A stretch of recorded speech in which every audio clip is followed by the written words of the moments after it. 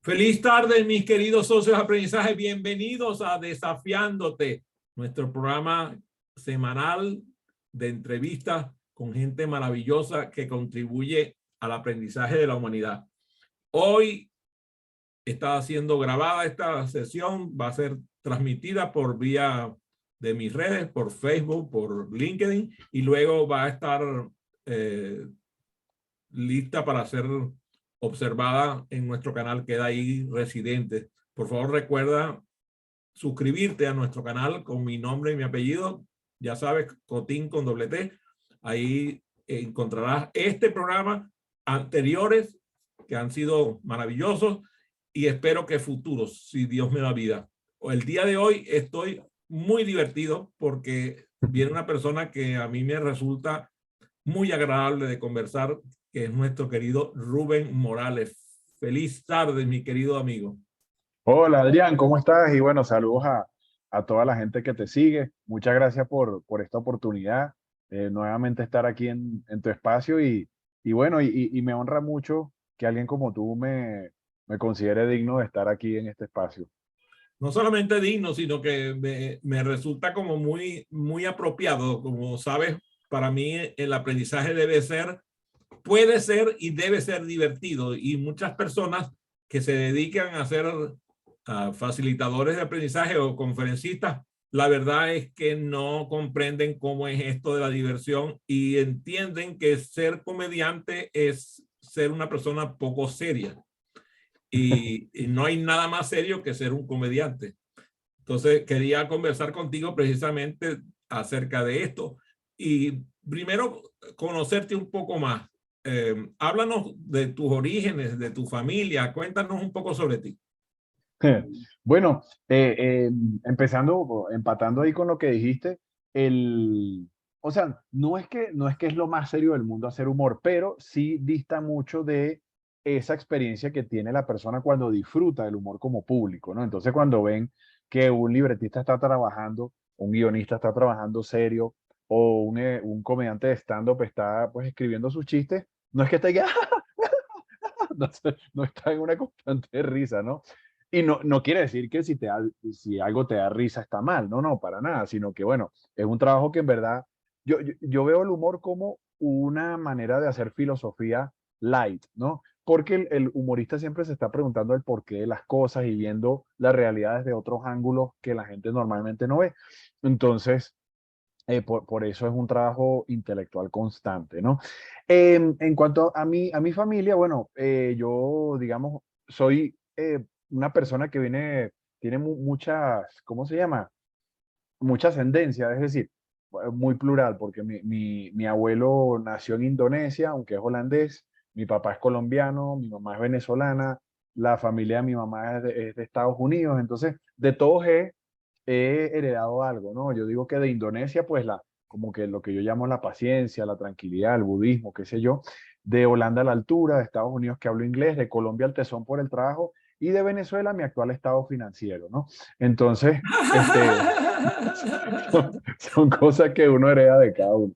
Y bueno, yo crecí afortunadamente en una Venezuela muy próspera. Yo nací en el año 80 y tuve la oportunidad de viajar mucho porque mi papá era piloto de Viasa y entonces había mucha facilidad para que los familiares de los pilotos viajaran y qué sé Déjame yo. darle Entonces, contexto a la audiencia de que Viasa es la empresa que era la empresa bandera de la aviación venezolana internacional de aviación Viasa, para personas que no correcto. conocen la marca. Sí, era como decir KLM para Holanda, Alitalia para Italia, bueno, así era Viasa, ¿no? Entonces fue una aerolínea muy buena en su momento.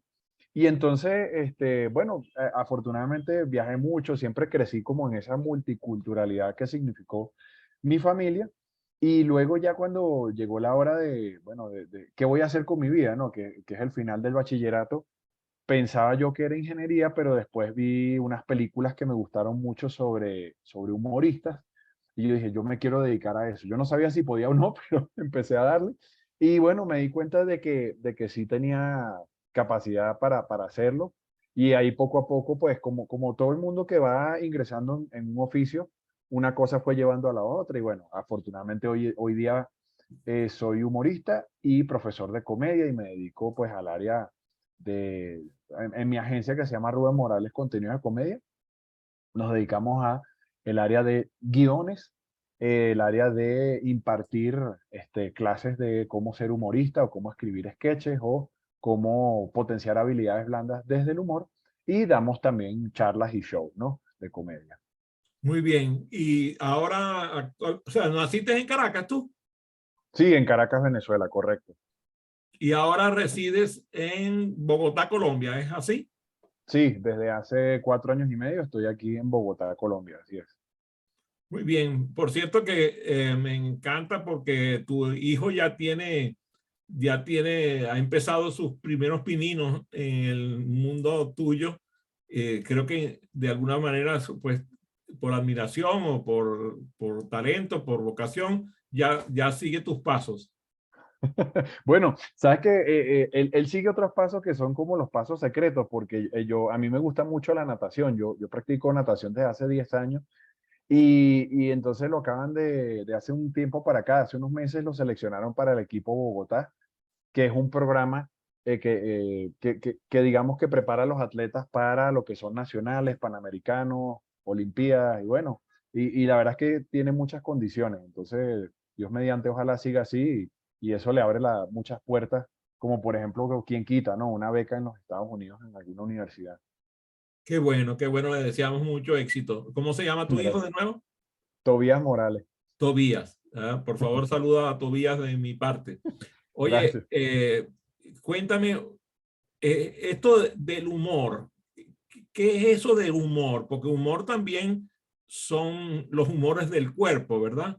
Sí. Que tiene que ver con la segregación de unas glándulas. ¿Por qué entonces se llama humor y tiene el mismo nombre que la segregación de las glándulas? Bueno, porque eso es una historia que Ben Johnson, quien era un humorista pues de antaño de Inglaterra, él había hecho, él generó, creo que fue una obra de teatro o una historia, esto lo aprendí gracias a Laureano Márquez, en donde había un personaje que tenía todos los humores mezclados. Entonces, obviamente resultaba cómico. Y a partir de allí se empezó a familiarizar el tema humor con lo que conocemos hoy día como humor.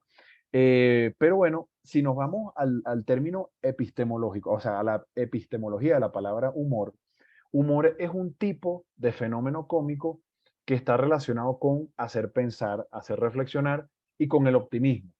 Es decir, o sea, esto conlleva a que no todo fenómeno cómico es humor. No quiere decir que humor es mejor que otros fenómenos cómicos, no. Es como que yo soy humorista, entonces yo soy como elitesco y hago cosas más finas que otros comediantes. No, no, para nada. El fenómeno cómico se divide como en dos mitades, ¿no? Está el angelito y el diablito, o sea, como lo ponen en las caricaturas. Entonces, el angelito viene a ser el lado del humor, es este fenómeno cómico que, como dije, conlleva a la esperanza, a pensar, a reflexionar, a que la gente de alguna manera entienda algo mejor a través de ese fenómeno cómico. Y el diablito es ese fenómeno cómico que se llama la sátira, que está más asociado a meter el dedo en la llaga, al bullying, a eso que cuando tú te ríes, y me disculpan el término, pero es así en la vida real, cuando tú te ríes dice que, que hijo de puta, o coño de su madre. Cuando tú te ríes e identificas que hay un gesto malo, nocivo, burlón, en ese impulso cómico que te llegó, eso está más identificado a la sátira, ¿no? Ambos dan risa y, bueno, ambos tienen cabida en distintos momentos bueno, de la realidad y de la sociedad, ¿no? Muy bien.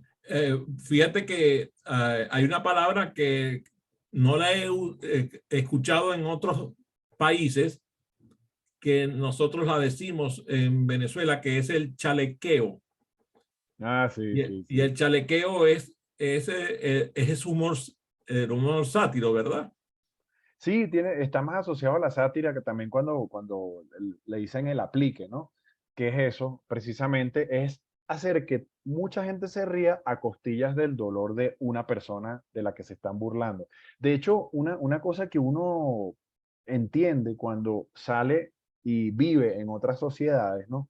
bueno, en mi caso, la bogotana, uno se da cuenta de que la violencia en Venezuela ha permeado muchos aspectos, ¿no? Entre ellos, pues el trato humano, entre ellos el humor.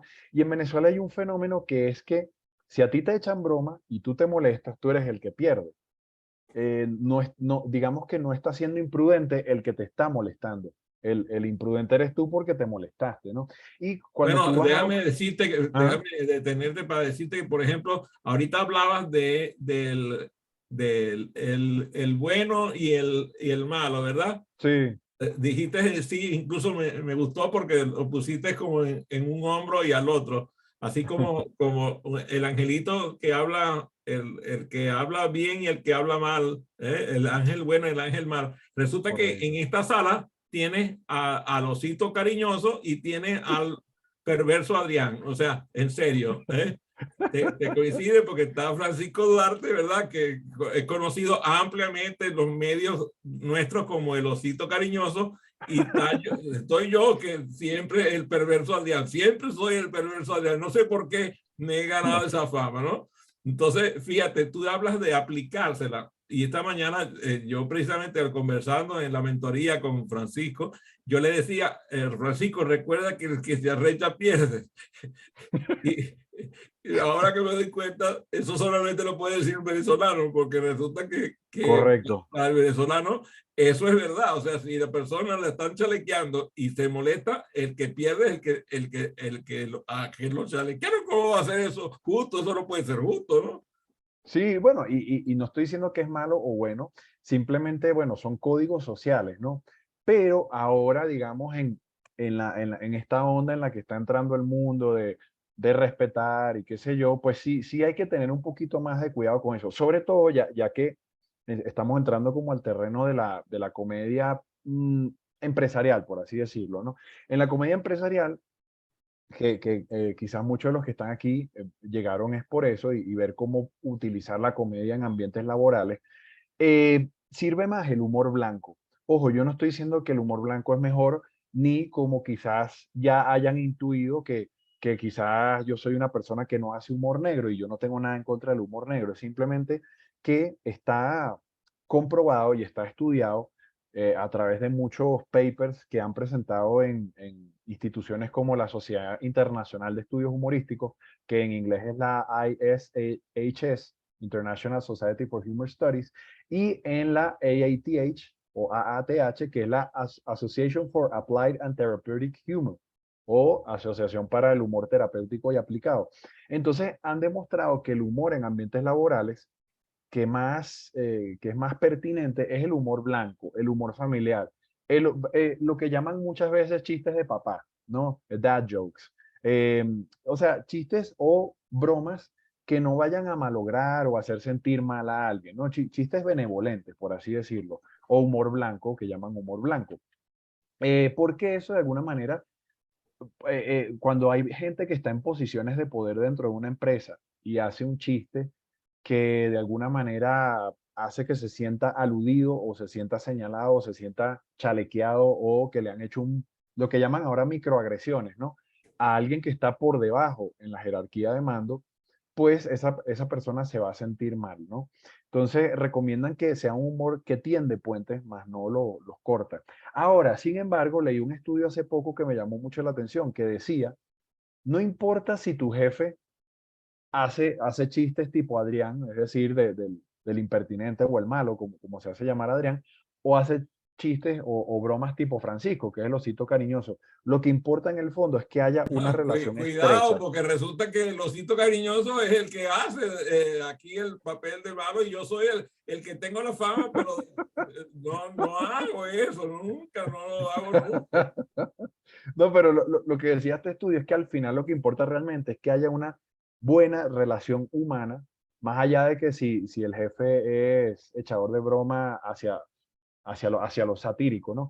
Que haya una buena relación humana entre, en este caso, entre el jefe o el dueño de la empresa y los empleados, ¿no? Pero ahora, si uno no quiere entrar en esos matices un poco escabrosos o difíciles de entender, bueno, digamos que lo más sano en una empresa o en un ambiente laboral de negocios es hacer humor blanco, humor zanahoria, o lo que llaman muchas veces dad jokes o chistes de papá, ¿no? Entonces, Muy como bien. para no meterse en Honduras. Y le agrego ahí que el humor más sano, ahora que es muy fácil que alguien se ofenda o que se genere una polémica o que haya un celular grabando y por mala suerte descontextualicen lo que ocurrió ahí o en efecto, bueno, viralicen algo que sí ocurrió y que no está descontextualizado, es chistes hacia uno mismo. O sea, la autoburla siempre es como que lo más sano en un ambiente quizás de negocios o un ambiente laboral, ¿no? Perfecto. Déjame mostrarte algunas cosas que yo he pensado de lo que vas diciendo. Fíjate, por ejemplo, que yo siento que el humor es contextual. Sí, O sea, por ejemplo, yo recuerdo la percepción que tenía. Yo soy de Maracaibo, ¿sabes, verdad? Soy lo que llaman un maracucho. sí, correcto. Y tú, por ejemplo, cuando tú te refieres a las personas de Maracaibo, los llamas maracucho, ¿es cierto? Ajá. Resulta que maracucho es una ofensa. Ah, mira tú, ok. Sí, maracucho es una forma despectiva de decir el gentilicio de la gente de Maracaibo. El gentilicio correcto es maravino o maracaibero. Ok, ok. Pero a nosotros nos llaman maracucho porque se empezó a usar el vocablo con fines despectivos. Ujú, Y luego los maracuchos somos tan descarados que no nos importa que nos llamen maracuchos y simplemente aceptamos. Y ahora incluso ya ves que hay gente que sale con franelas o que pone en su casa, yo soy maracucho, o sea, la gente no le importa. Pero resulta que cuando, por ejemplo, el maracucho, el maravino, va a la zona andina, la percepción de los habitantes de la zona andina es de que el maravino es agresivo. mm, Y es que tiene que ver con quizás lo que acabas de decir tú, que se acostumbraron tanto a esa forma de humor, de chalequeo, de bullying, de humor a costa del otro, que ya lo hacemos casi que sin darnos cuenta. ujú, Cuando entonces un miembro de la familia, por ejemplo, en mi caso, llega la primera persona a formar parte del grupo familiar que no es Maravina, como pasó en el caso de la esposa de mi hijo Andrés, mi tercer hijo, porque mi primer hijo se casó con maracucha, mi segunda hija se casó con maracucho, el tercer hijo se casó con una muchacha de la ciudad de La Guaira ajá. y el cuarto se casó con una chica de El Salvador. Por lo tanto, ahora tenemos que cuidarnos porque las conductas de nosotros ante ellas resultan agresivas. Entonces, Sí. a mí me encanta primero eso que me acabas de hablar, que el humor es contextualizado. Después, quiero preguntarte a ti, ¿qué diferencia hay entre ser cómico y hacer uso del humor? Bueno, ser cómico, hay gente que, digamos, que nace con eso. Es decir, todos tenemos o recordamos en nuestra familia a ese tío cómico o ese amigo de la familia, pues que todo el mundo esperaba que llegara a la fiesta como para alegrar un poco la fiesta, ¿no? O el que siempre echaba los cuentos cómicos, ¿no? Entonces, ser cómico, yo creo, se refiere más quizás a la forma en la que uno se expresa, ¿no? Es decir, es lo que yo llamo el humorista de forma. Es decir, que no importa si dice azul, no importa si dice pared, no importa si dice alfombra, lo va a O no decir de una dice forma, nada. no dice nada, pero te da gracia, ¿no? Entonces yo creo que la comicidad se refiere un poquito más a la forma. Ahora, el humor, y repito con esto cuando digo ahora, el humor, no quiero decir que ahora los humoristas que somos más importantes, no, no, para nada, ¿no? El humor es una manera de elaborar un discurso en la cual tú quieres hacer llegar un mensaje. Es decir, Adrián quiere hablar de estrategias efectivas para la pedagogía, ¿no? Y disculpa un poco que sé que quizás para entendidos en el tema de la materia de educación, pedagogía quizás está más referida a la educación hacia los niños, ¿no? Pero bueno, entonces, Pero no manera, importa. Si dices andragogía, también andragogía, sí. ah, Entonces, maneras efectivas técnicas efectivas de pedagogía o de andragogía, ¿no? Entonces, tú quieres decir eso, entonces tú dices, bueno, ¿cómo lo digo yo para que una persona lo entienda de una forma más amable, que no le resulte teórico, que no le resulte, como decimos en Venezuela, un ladrillo de información, que no le resulte tedioso, abstracto? Entonces tú dices, bueno, lo voy a edulcorar con humor. Entonces voy a ver cómo y ahí viene el proceso, digamos, intelectual de sentarse a pensar cómo yo hago que esta información dura se ablande mediante el humor. Y no quiere decir que uno la va a hacer menos técnica o va a O ser menos menos imprecisa. rigurosamente, menos riguroso profesionalmente. No, no se pierde Exacto. rigurosidad profesional con eso. Exacto, sino que simplemente vas a buscar estrategias de que la gente se divierta mientras está digiriendo, en este caso el ejemplo que pusimos, técnicas efectivas de pedagogía y andragogía, ¿no? Muy bien. Entonces, el humor tiene que ver más con eso. Eh, estoy sacando conclusiones mientras vas hablando y te pregunto, entonces quiere decir que se puede aprender a hacer humor sin haber sido un humorista desde el principio. Es eso posible, lo que me estás diciendo, ¿verdad? Sí, es posible, sí, sí. Ok. Ya, digamos, Déjame detenerte ok, para ok. decirte la otra vertiente. Ujú, Mientras que para ser cómico hay que nacer cómico. exactamente. Sí, sí, sí. O sea, De el hecho, ser cómico no se aprende. se puede aprender, más sin embargo, siempre va a ser mejor si naces con ello, ¿no? E identificamos al cómico del grupo. De hecho, entre los mismos humoristas, tenemos humoristas que nos divierten como a nosotros, ¿no? Eso no quiere decir que no diviertan al resto de la gente, pero yo trabajo en un programa cómico que en este caso se llama Curda Conducta, y allí hay uno del elenco que nos hace reír mucho a todos, que es Iván Dugarte, ¿no? Entonces, Iván es como de todos, yo creo que es el que tiene como esa comicidad natural más a flor de piel, ¿no? Y nos hace reír mucho a nosotros dentro del equipo, ¿no? Como pueden ver, yo soy humorista, pero cuando yo digo que soy humorista, nadie me cree.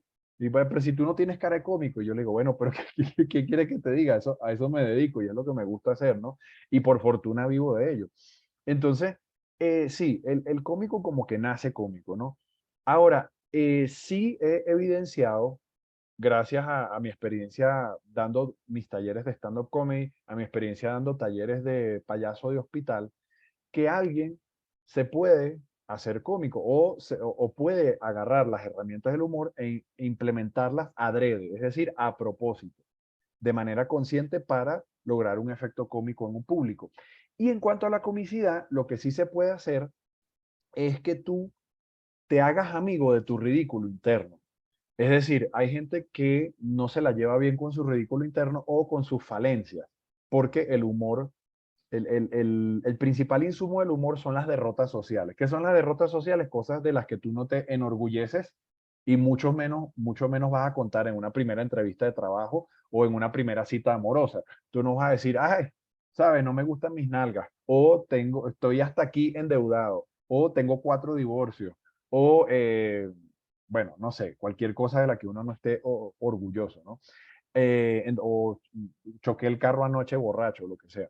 Entonces, ese tipo de cosas para el humor son el insumo principal. Entonces, entre ellas está, bueno, por ejemplo, en este caso la calvicie. A mí no me molesta ser calvo, pero lo que quiero decir es que calvo no es algo a lo que la gente aspira a ser, ¿no? Entonces, yo sé que esto es una derrota social y el cómo a través del humor yo me congracio con mis debilidades sociales, por así decirlo, o mis falencias, y entonces ahí uno empieza como a acercarse más a su cómico interno. Y para desarrollar eso, bueno, nada mejor que la herramienta del payaso. Hacer cursos de payaso ayuda mucho a que uno consiga cómo es su ridículo interno, porque hay ridículo, porque ¿qué pasa, Adrián y Francisco? Que la gente a veces dice, yo voy a ser cómico y agarran como una pose de cómico, ¿no? Como que, y resulta que uno tiene que entender cómo es su cómico. Entonces hay cómicos amargados que dan risa desde su amargura, hay cómicos que dan risa desde lo tonto que son, hay cómicos que dan risa desde lo intelectual que son, hay cómicos que dan risa desde lo corporal. Entonces, en la medida en Oye, que me uno acabo de entiende, pasear por los nombres de varios de tus amigos.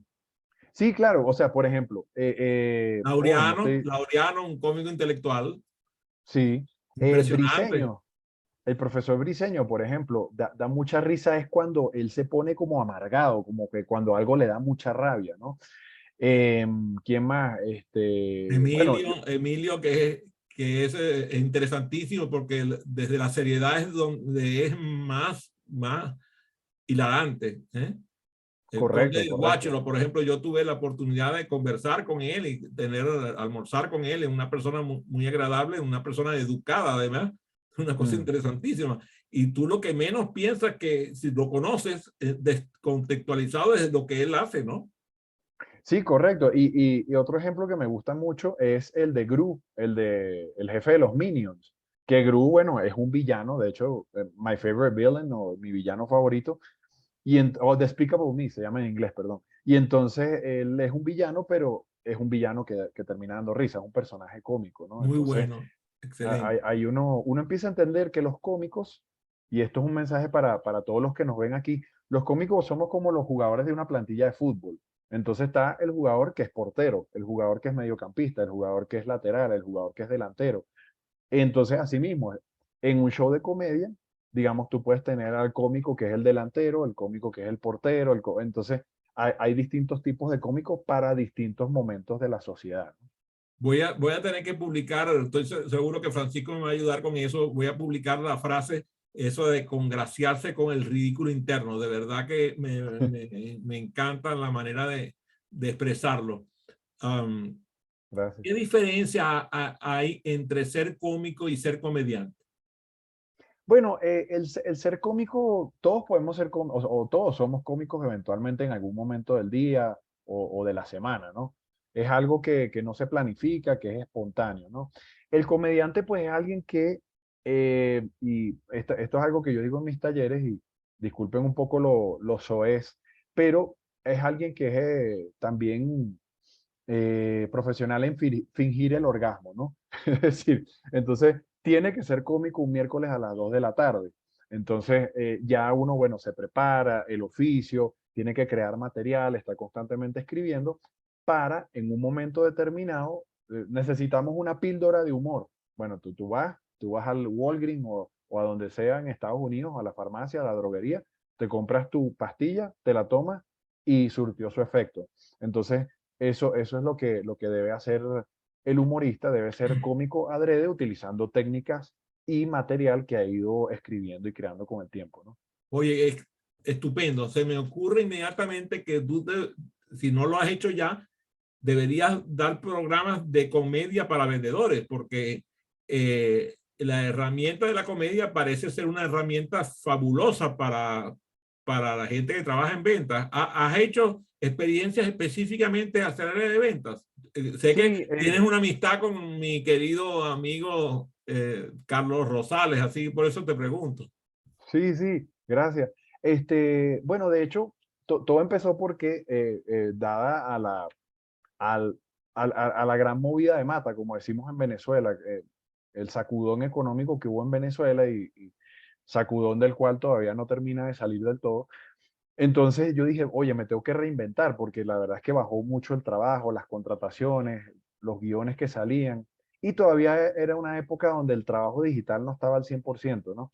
Entonces yo bueno, me compré el libro de Carlos, Personas compran personas, un gran libro que además está escrito de una forma muy bonita mediante un storytelling y aprendí mucho. Y yo dije, oye, en algún momento me gustaría ver, incluir el humor como en esa columna vertebral de Carlos. Bueno, luego tuve la oportunidad en la vida de reencontrarme con Carlos y con su esposa Maru.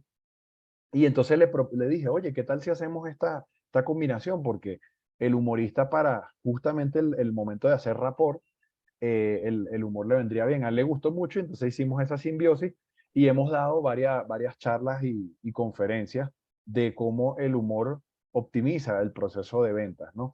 No es que es la solución, la panacea para todos los vendedores, pero sí es como que tienes un carro, oye, y estos rines le vienen bien a los cauchos, a las ruedas del carro, ¿no?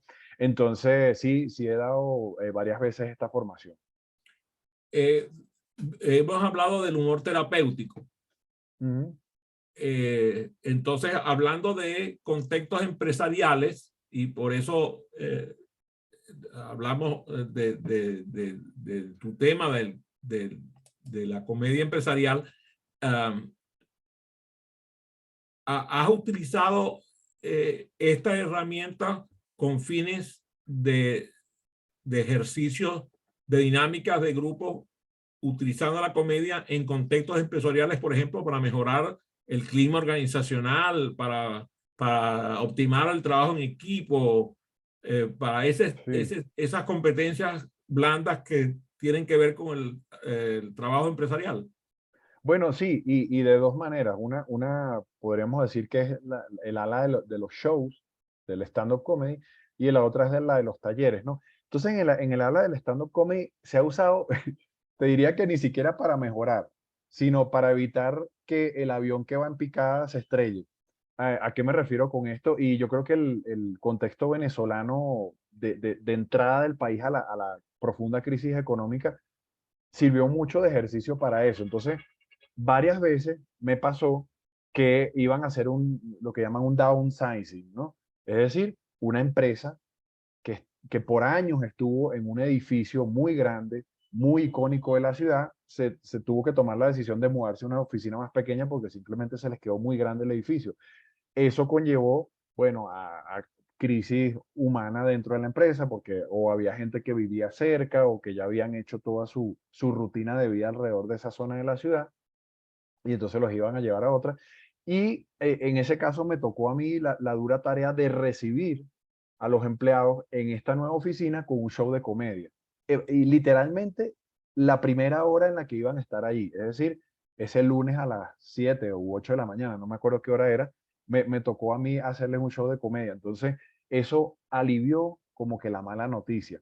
También ocurrió otra vez que iban a mudar una empresa. Esto no fue por downsize, es decir, por bajar el tamaño, sino que simplemente habían hecho otra sede con una fábrica más moderna y la mudaron de un extremo de la ciudad al otro. Y entonces, bueno, eso conllevó a una crisis nuevamente, porque además es una empresa que tenía muchos más años, más empleados vivían alrededor del edificio viejo, etcétera, etcétera. Y bueno, hicieron muchos shows de comedia como para que la gente fuera digiriendo esa mala noticia, ¿no? Eso en el lado de los shows. Y en el lado de los talleres, sí, dicto talleres de cómo el humor potencia habilidades blandas. Entre ellas está la integración de equipo, donde se usan muchos principios que utilizan los elencos cómicos para entenderse en escena y que hacen que la comunicación sea mucho más fluida sin necesidad de hablar prácticamente, ¿no? Entonces está el principio de la escucha, el principio de decir que sí a todo, por ejemplo, ¿no? El principio de confianza en tu compañero, son cosas que a los elencos cómicos, sobre todo de improvisación, les vienen bien y que llevados al trabajo hacen que fluyan mucho más los equipos de trabajo, ¿no? Sí, me vino a la imagen el perrito de taxi, que a mí me encantan porque los perritos de taxi son una figura bastante común en Venezuela, por lo menos. Yo no los he visto en otros países, creo en Asia también los he visto, creo que en Filipinas. Ujú. Y entonces a mí me encanta porque mm, muchas veces vemos en las empresas la conducta de los empleados que tienen la conducta de perritos de taxi, donde todo el tiempo están diciendo que sí y cuando la persona que tiene la responsabilidad que quieren es que le lleven la contraria. Entonces, hacer un uso de la comedia para mostrar eso, o sea, me viene Eso a la está bueno. mente muchas distinciones que podrían ser evacuadas a través de espacios de comedia que me parecen maravillosos. Sí. Fíjate, tú has tenido la oportunidad de trabajar, yo sé que eres muy humilde, a lo mejor te voy a exponer un poco aquí públicamente, has tenido la oportunidad de trabajar en casi 20 países, en varios continentes, por lo menos que sé, en 3 continentes. ¿Qué diferencia hay entre trabajar con, con un país y el otro, con un continente y el otro? ¿Cuál ha sido tu experiencia? Bueno, la experiencia bueno, por ejemplo, me sorprende mucho. eh, Conozco daneses y alemanes de cerca, y los daneses, para mí, o bajo la experiencia que yo he tenido, son como unos maracuchos de Europa, ¿no? O sea, uno muchas veces ve a los europeos como fríos, como que cuadrados, etcétera, etcétera, puntuales y qué sé yo.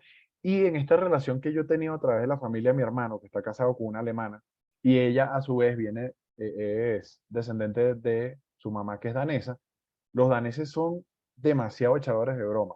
al menos los que yo he conocido, ¿no? En Asia, por ejemplo, los taiwaneses también son como una especie de maracuchos yo en Asia.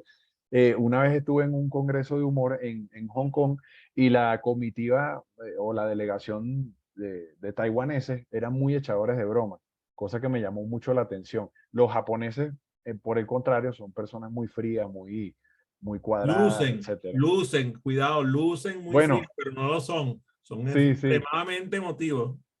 Ok, ok, está bien. Sí, porque una cosa, y eso nos pasa a los venezolanos, que los venezolanos no hacemos mayor diferencia entre lo que llaman en la sociología y a veces este término se me olvidó porque lo aprendí hace mucho, pero el backstage y el escenario, ¿no? Entonces hay sociedades que cuando están digamos, expuestas ante la sociedad se comportan de una manera y de forma privada se comportan de otro.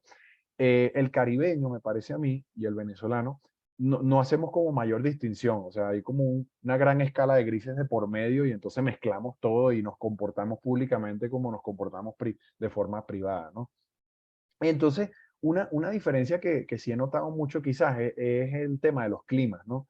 El caribeño suele ser muy metido y a la misma vez como muy confianzudo ¿sabes? Como que se hace amigo rápido. Y el andino, o sea, ya que he vivido en Bogotá ya 4 años, el andino sí es más reservado, ¿no?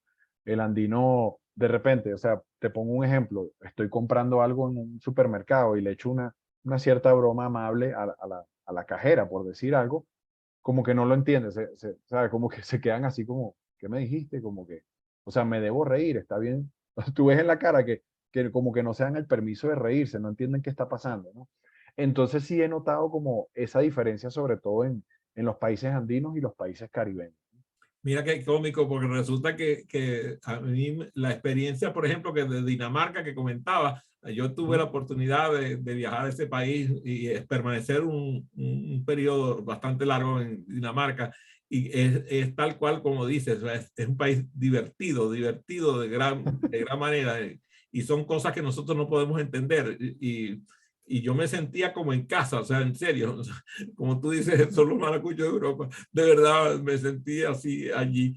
Pero fíjate que te tengo que llevar la contraria con respecto a los caribeños, porque resulta que las Antillas neerlandesas quedan en el Caribe y resulta que Sí, cuando tú vas a creerte que el estilo caribeño que ves en República Dominicana, o que ves en Puerto Rico, o que ves en Cuba, lo vas a encontrar en las Antillas neerlandesas, estás equivocado porque esos son holandeses, esa es una forma de ser totalmente diferente, muy interesante porque quedan en el medio del Caribe, están ahí mismo a 30 minutos a tiro de piedra de Venezuela y su sí. conducta es totalmente diferente desde el punto de vista cultural ante el humor, ¿no? Ante el humor. Y yo me Bueno, imagino que para cualquier comediante es un desafío trabajar en las Antillas neerlandesas.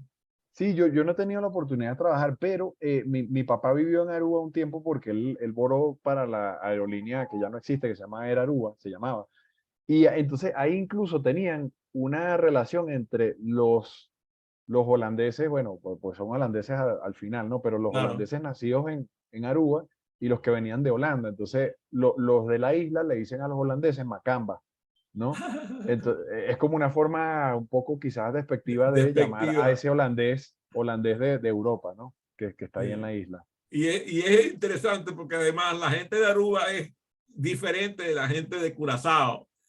Sí, O sea, correcto. incluso hay cierto grado de rencilla, incluso desde el punto de vista político. Aruba tiene un estatus totalmente diferente al que tiene Curazao. Entonces, es muy interesante. A veces el cómico que va a trabajar profesionalmente con un público, tiene que enterarse del intríngulis Sí. de lo que está pasando desde el punto de vista sociológico en el contexto donde va a trabajar.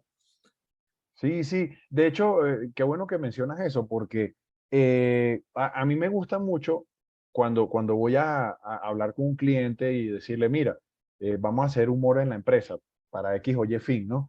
Entonces, me gusta hacerle la salvedad de tres cosas, ¿no? Número uno, humor no es igual a solo grosería, no es igual a solo bullying, no es igual a solo sexo, y que no estoy diciendo que ese tipo de humor sea malo, solo que para ciertos contextos sí funciona y para otros es impertinente. Y humor no es que yo voy a, o yo, o mi organización, o el grupo con el que esté trabajando en el momento, no vamos a llegar a hacer una dictadura del humor. Es decir, se tienen que reír con lo que vamos a decir y el que no se ría es malo, no, no. Entonces, por eso, siempre es muy importante esa reunión o esa serie de reuniones iniciales en donde preguntamos, mira, ¿cuál es el problema aquí? ¿O qué están buscando atacar? ¿Qué quieren comunicar? Es lo más importante, ¿no? ¿Qué quieren comunicar ustedes? ¿Qué cosas podemos decir? ¿Qué cosas no sería bueno que digamos aquí? ¿Con qué personas claves de la empresa nos podemos jugar? ¿Con qué otras no? Entonces, ahí te van diciendo y tú dices, ok, me voy adaptando aquí para ser agradable y no enfadar. O sea, lo menos que quiere hacer un cómico, digamos, es terminar enfadando a alguien. Y esto es algo que quiero decir aquí porque hoy en día se está poniendo muy de moda que a veces los comediantes recurren a polémicas con el fin de subir números en redes sociales y de hacerse visibles y hacerse noticias, etcétera, etcétera. Pero a la larga, yo siempre invito a preguntar, ¿cuál es la finalidad de alguien que hace humor? Es decir, es desestresar a la gente. Es que la gente que viene con un nivel de tensión lo libere a través de la risa. Entonces, si tú estás creando polémica, si tú estás haciendo que alguien se moleste, lo que estás haciendo es aumentarle el nivel de estrés a esa persona, que ya debe tener estrés porque, bueno, tiene que pagar la renta o tiene que pagar la deuda de la tarjeta o no le alcanza el tiempo para ir a buscar a los muchachos al colegio, etcétera, etcétera, ¿no? Entonces, siempre al final lo que debe hacer un humorista o un comediante es apagar los fuegos de la sociedad y hacer que la gente que entró estresada salga menos estresada de esa experiencia, ¿no? Fíjate que a mí me encanta una frase que tú señalas, que dices que el humor ayuda a ver el lado bueno de la vida.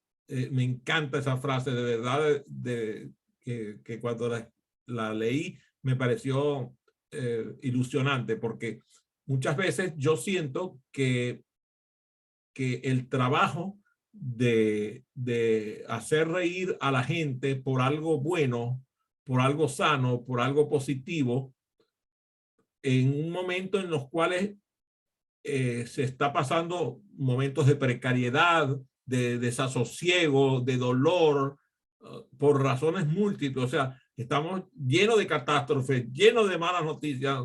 Es una cosa impresionante. Entonces, de pronto puede llegar un humorista y ser el factor de sanidad. Es el concepto incluso que mencionaste antes, que te reconozco el trabajo que has hecho con la formación de payasos de hospital, es parte de lo que hace un payaso hospital, utilizar el humor con fines de sanación. Entonces, Sí, me sí. gustaría que me hables un poco de eso, de cómo tú usas las imitaciones, hasta cantas, porque a veces te he visto cantar, que a mí me preocupa cuando lo haces, porque tú sabes, no quiero que me vayan a quitar el único campo con el cual yo triunfo, que es el canto. Entonces, cuéntame un poquito de eso, del uso del humor como para hacer que la gente vea el lado bueno de la vida. Bueno, o sea, el humor se basa en el mal humor, es decir, el humorista convierte el mal humor o las cosas que le dan mal humor o las cosas que le dan mal humor a la gente, es decir, a su público, para hacer risa de ello y drenarlo o hacer catarsis o expulsarlo o hacer un exorcismo de estos demonios que tenemos por dentro a través de la risa, ¿no?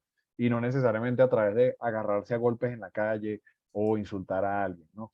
Entonces, fíjate que el humor es el acto de reconocernos en nuestras vulnerabilidades, ¿ok? O en Oye, esos Francisco, vacíos, anota eso está buenísimo. o en, Repítelo otra vez, por favor. es la dinámica, pues, de reconocernos desde nuestras vulnerabilidades. Entonces, ¿a qué voy con esto? Que muchas veces el público se ahoga, no estoy diciendo que siempre, pero se ahoga en vasos de agua, ¿no? Todos vivimos ahogados en pequeñas crisis que, como no tenemos la posibilidad de contarlas abiertamente porque o no queremos que se vea en riesgo nuestra pertenencia a un grupo al que pertenecemos, un grupo social, el que sea, ¿no? O no tenemos la valentía, o como le pasa a muchos migrantes, que esos primeros meses y años de migración a lo mejor no tienen un confidente para hablar, ¿no? Un espacio social para simplemente ser ellos y tomarse sus traguitos tranquilos y ser ellos. Entonces, el humorista es una persona que cuenta estas mini desgracias, por así decirlo, individuales, y el público dice, ay, mira, a mí también me pasa. O sea, no soy yo el único que está viviendo esto, ¿no? No sé, de repente recuerdo un chiste que me contó mi padrastro una vez que cuál era o cómo compraba condones el soltero y el casado, ¿no? El soltero era 7 condones, iba a la farmacia y pedía 7 condones. Bueno, ¿por qué 7 condones? Bueno, lunes, martes, miércoles, jueves. Y el casado, deme 12 condones. ¿Cómo que 12? Sí, enero, febrero, marzo, abril. Entonces, entonces me imagino yo, o la dinámica, suponiendo de este chiste, o sea, tú cuentas este chiste y el casado que a lo mejor dice, coño, mi vida sexual no es la de antes, cuando yo estaba de novio, o que dice, coño, sí, coño, no soy yo el único que le pasa esta vaina, ¿no? Entonces dice, ah, soy miembro de una normalidad, ¿no? Y lo otro es que, bueno, el humor entra en contextos donde ha habido tragedias grandes, ¿no? Por ejemplo, los payasos de hospital, hay Payasos Sin Fronteras, que es una organización de payasos que va a sitios bélicos, ¿no? Inmigración obligada. Ajá, exacto, refugiado o, bueno, o que acaba de pasar el desastre y las bombas por ahí. Y entonces, bueno, quedó gente ahí, malograda y qué sé yo. Entonces, ahí el humor viene a aliviar un poco, a hacerles ver el lado bueno de la vida a través de bromas, a través de la risa, reconectarse, recordarles que son seres humanos, ¿ok? Que no son solo refugiados o no son solo víctimas de guerra o no son solo pacientes de un hospital o de una clínica, sino que son seres humanos. Entonces, vienen a devolverles esa normalidad de la cotidianidad, de ser un amigo a través de la risa. Y es muy bonito cuando o sea, en mi caso, cuando fui payaso de hospital y pude vivir esa foto del antes y el después, cuando tú entras a una habitación y está un niño que está acostado en la cama y prácticamente parece una sábana más. Inerte. Y cuando sales de la habitación ya el niño está jugando, está activo. Entonces eso es muy bonito. Y recuerdo una cosa que decía un médico en el documental de los Doutores da Alegría, que es un grupo de payasos de hospital de Sao Paulo, que él decía, los médicos arreglamos el hardware y los payasos de hospital arreglan el software. Entonces, la combinación de ambos viene a dar como que la curación ideal, ¿no? Maravilloso, maravilloso. Gracias por comentar esta experiencia. Cuando estamos en un ambiente empresarial, pues, como sabes, no es fácil convencer sobre todo a la gente de gestión humana de que este es un camino ideal para, para trabajar las habilidades blandas de la empresa. Pero a mí me encanta un eslogan que tú usas para tu propuesta de gimnasio, de comedy gym, de gimnasia de comedia, que dice, antes de probar debes rebotar. Sí. Entonces, eh, a veces haces cápsulas así como para llevarle a las empresas para que puedan probar y rebotar lo que es la propuesta de comedia de tal manera que se den cuenta de los beneficios que eso trae. Sí, a veces, por ejemplo, depende del mercado, ¿no? Por ejemplo, en Colombia es un mercado que suele ser muy desconfiado de buenas a primeras, ¿no? Entonces, a veces te dicen, bueno, vamos a hacer un show para la empresa, pero haznos el show a nosotros primero. Entonces, uno tiene que hacer un pequeño show, una pequeña muestra para convencerlos a ellos de que todo va a estar bien, ¿no?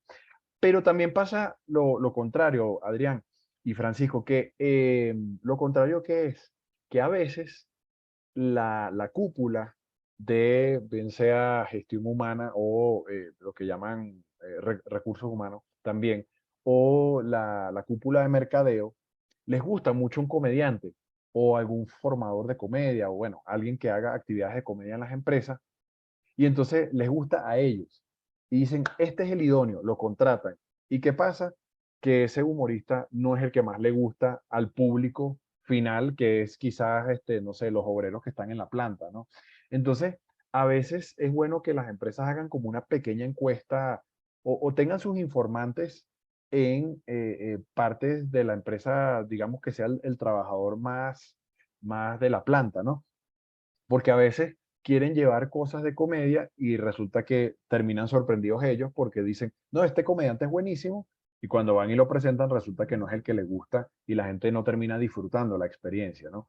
Entonces también hay que tener eh, cuidado con eso. Pero sí, a veces hay que mostrar y a veces uno se va ganando también ya un nombre, digamos, con ciertos clientes. En sociedades como Venezuela, por ejemplo, el humorista está muy bien posicionado. Es decir, la gente quiere mucho a los humoristas, está bien visto que la gente de alguna manera coquetee con el humor o se dedique a ser humorista.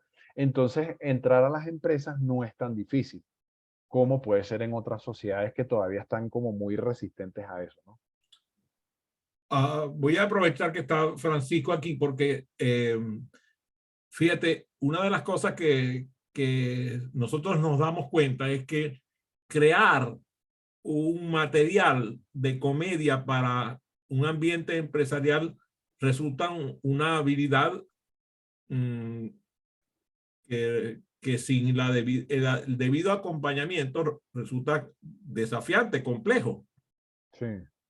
Dime tres recomendaciones para nosotros para elaborar ese material de comedia.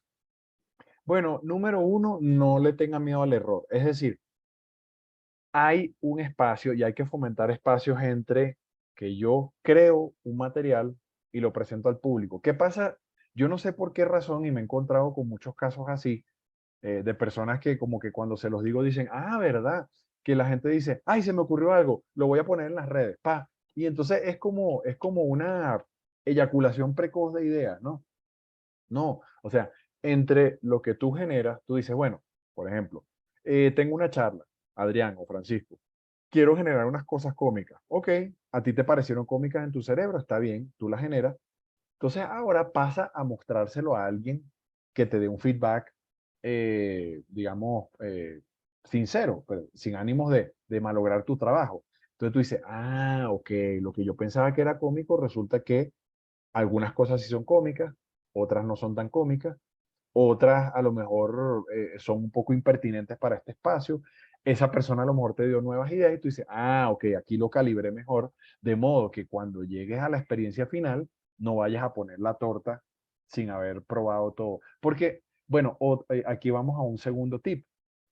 No te creas genial. Es decir, créete genial a la hora de decir, bueno, yo quiero poner humor, esto es lo que a mí me gusta. Ok, en ese momento créete el mayor creador de comedia. Créete Chaplin, está bien, pero luego tienes que tener la humildad para escuchar qué cosas funcionan y qué cosas no. Lo que Y qué hablamos cosas... ahorita del rebote y la prueba. Exacto, exacto. Entonces, no creer que todo lo que haces es genial y tener la humildad, pero para aceptar que, bueno, hay cosas que no funcionan, ¿no?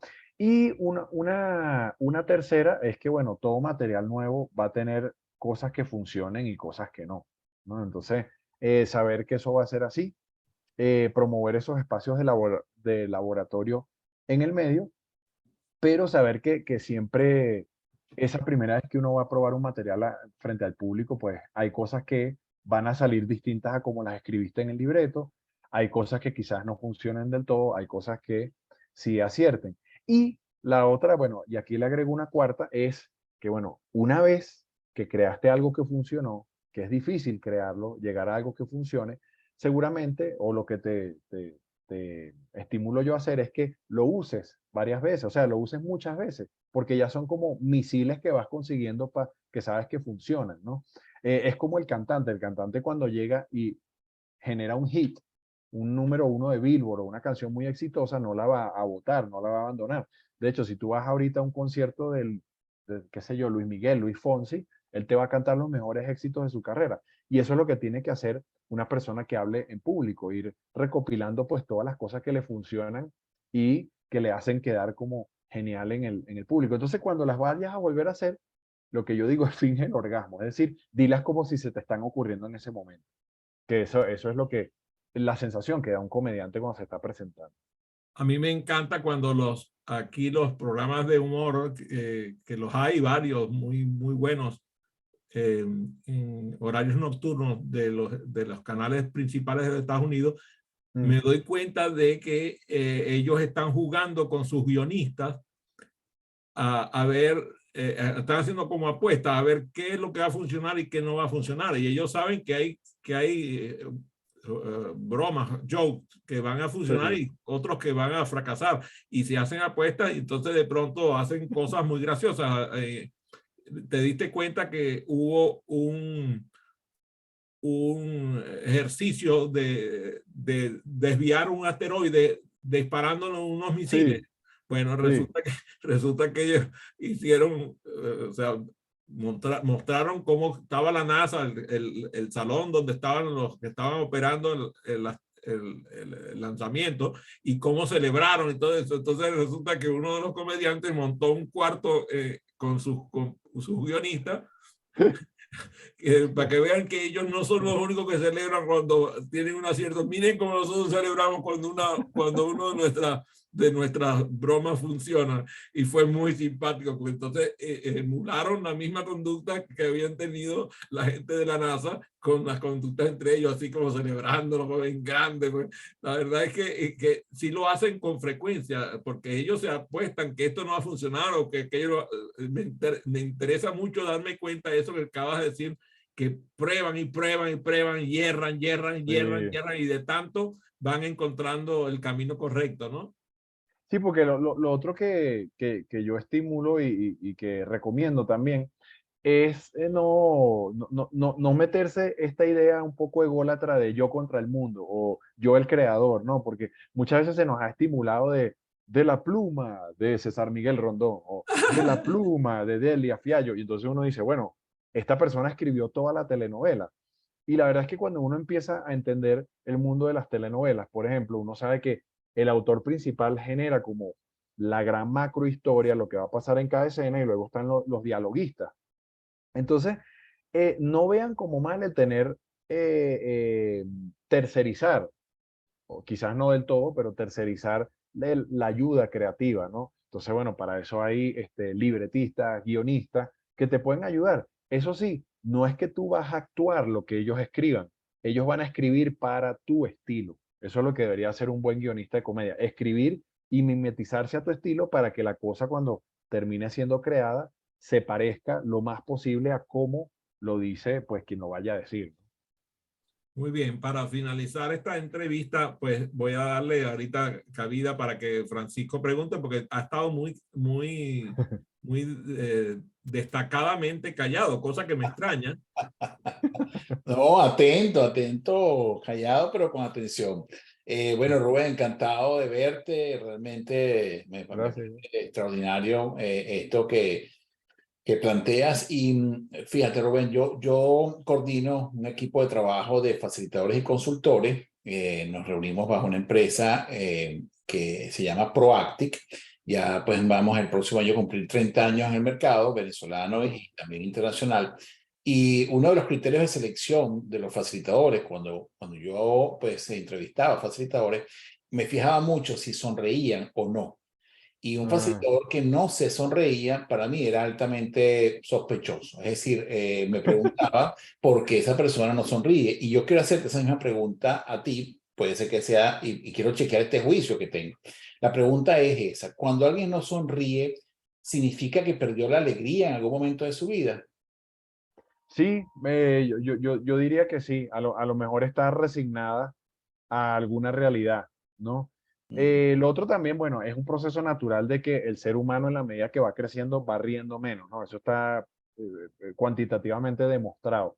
Pero ¿Así? sí, pues, sí, de hecho los niños ríen más y de forma más genuina. O sea, la risa genuina es la que uno achina los ojos, ¿no? Hace así. En cambio, la risa sí es una risa más de cortesía, como más Ya, consciente, correcto. no es genuina, ¿no? Ujú. Entonces, sí, puede ser que esa persona no, o sea, puede ser que sea buena formadora, pero que a lo mejor esté atravesando por un punto de su vida que se haya resignado a algo. Y bueno, quizás no es labor tuya como empresa ver qué le pasó a esa persona, pero bueno, hoy en día, gracias a la pandemia, se ha normalizado mucho el tema de la salud mental y bueno, también es bueno preguntarte por qué estás sonriendo menos en tu vida y ver qué ayuda te puede dar un profesional, ¿no? Claro. Tengo otra pregunta, Rubén. ¿Cómo se crea una empresa divertida? Bueno, hay muchas formas de hacer reír que no son solo echar chistes, ¿no? Y tenemos que recordar que el humor proviene de la lúdica, es decir, de jugar con la realidad y de romper las expectativas. Entonces, tú puedes romper las expectativas en positivo. ¿A qué me refiero con esto? Te pueden romper las expectativas en negativo. ¿Qué es eso? Que estés caminando y llegue un ladrón y te robe. Ahí te rompieron las expectativas. O, oye, Francisco, me acabo de asomar y vi que los vidrios de tu carro están rotos. Ahí te rompí las expectativas, o te las rompieron en negativo. Pero romper las expectativas en positivo es, no sé, que la gente llegue a la empresa y de repente les tengas un regalo. Ahí van a sonreír, ¿ok? Y no necesariamente hay un chiste armado. Bueno, todo el tema de la lúdica, cómo podemos hacer más divertidos los procesos, o jugar, o armar, bueno, el amigo secreto, que es algo como muy clásico, siempre hace sonreír de alguna forma. Aquí en Colombia, por ejemplo, el Halloween es súper, súper, súper importante. Entonces, muchas empresas ya han optado por hacer el clásico, ¿cómo se llama? Concurso de disfraces y todas esas cosas, ¿no? Sin embargo, hay gente que está muy especializada en el tema. Les recomiendo un libro que se llama Humor Positivo, si mal no recuerdo, el autor es Jauregui, y ellos creo que están en España, si es que todavía están trabajando, la verdad no sé, no les he seguido el paso. En algún momento sí los investigué un poco, y ellos se encargan mucho del tema de cómo hacer una empresa divertida, ¿no? De hecho, tienen como formas de trabajar ya muy metódicas en su manera de hacer las cosas, ¿no? Entonces sí, uno puede hacer el tema más divertido que termine haciendo que lo que llaman el capital, el salario emocional, perdón, sea más alto y pues que la gente diga, oye, qué alegría ir a trabajar allá y no, qué fastidio. Así es, así es. Gracias, Rubén, por tu observación. No, a ti, Francisco. Mira, terminemos esta tortura de que ha sido esta entrevista, porque de verdad que a mí lo que me tortura es pensar que va a terminar, en serio. Me encanta la entrevista, me parece fabulosa. Terminemos con un sketch de comedia tuyo. Ese es el momento en que uno dice que que no venga, que no venga. Muy bueno, excelente, gracias. Gracias, Rubén, excelente sketch, facilísimo de producir. Dime que no te quedó precioso. Me quedó Muchísimas hermoso. gracias, Rubén, No, mira. excelente, magnífico, magnífico.